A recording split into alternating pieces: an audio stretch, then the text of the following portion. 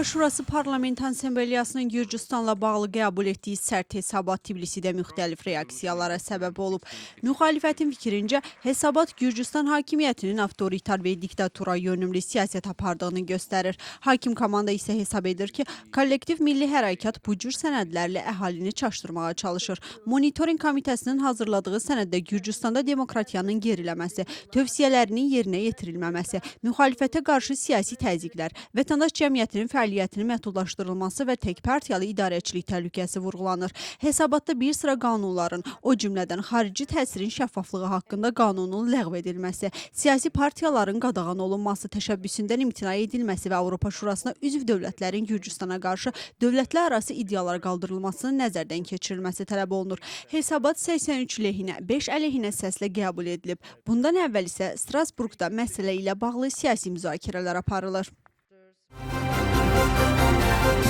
Avropa Şurası Parlament Assambleyasının qəbul etdiyi tənqidi hesabata Gürcüstan parlamentinin sədri də münasibət bildirib. Şalvab Apaşvilinin sözlərinə görə Gürcüstan hakimiyyəti Avropalı tərəfdaşlara beynəlxalq hüququn nə demək olduğunu izah etməyə məcbur qalır. Parlament sədrinin fikrincə, Avropa İttifaqı institutları Gürcüstanın suverenliyini tam şəkildə tanımadıqca onlarla hər hansı məsələnin müzakirəsi çətin olacaq. Gürcüstan parlamentinin sədri Şalvab Apaşvili televiziya proqramlarından birində Rumıniya parlamentinin aşağı palatasında Rumıniya ilə Moldovanın birləşdirilməsi barədə qanunun layihəsinin müzakirəsinə münasibət bildirib. Onun sözlərinə görə Moldova uzun müddət Avropa İttifaqına inteqrasiya prosesində uğurlu nümunə kimi təqdim olunurdu və ona bərabər hüquqlu üzvlük vəd edilirdi. Lakin indi Moldova Avropa İttifaqına üzv olmaq məqsədi ilə öz dövlətçiliyindən imtina etməyə hazır vəziyyətə göstərilir. Qeyd olunan təşəbbüs Rumıniya parlamentlər arası Diana Şoşoake tərəfindən irəli sürülüb. Rumıniya mediasının məlumatına görə qanun layihəsi bu ilin fevral ayında Deputatlar Palatasında təqdim edilib. Layihə səssiz qəbul prosedurundan keçib. Bu prosedura əsasən qanun layihəsi 45 gün ərzində plenar iclasda müzakirə edilməz və ya rədd olunmazsa avtomatik olaraq qəbul edilmiş sayılır. Bununla belə Deputatlar Palatasının qərarı yekun hesab edilmir. Qanunun layihəsi hazırda Rumıniya parlamentinin yuxarı palatası olan Senata göndərilib. Əgər Senat təşəbbüsü təsdiqləməzsə, qanun layihəsi qüvvəyə minməyəcək.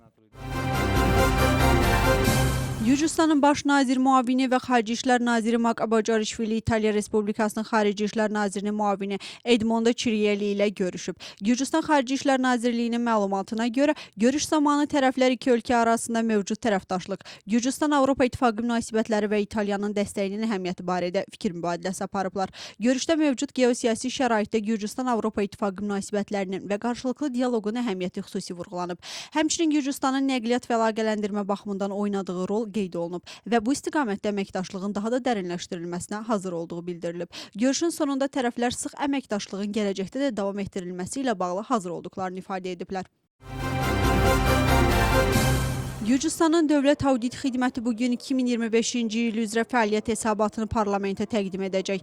Hesabatı əvvəlcə Maliyyə Büdcə Komitəsinin iclasında deputatlara təqdim edəcək baş auditor Georgi Gabitaşvili, daha sonra sənədi plenar iclasda müzakirəyə çıxaracaq. Qurumun məlumatına görə 2025-ci ildə 44 audit həyata keçirilib. Auditlərin əhatə dairəsi 28 milyard laridən çox olub ki, bu da icmal büdcəsinin 95%-ni təşkil edir.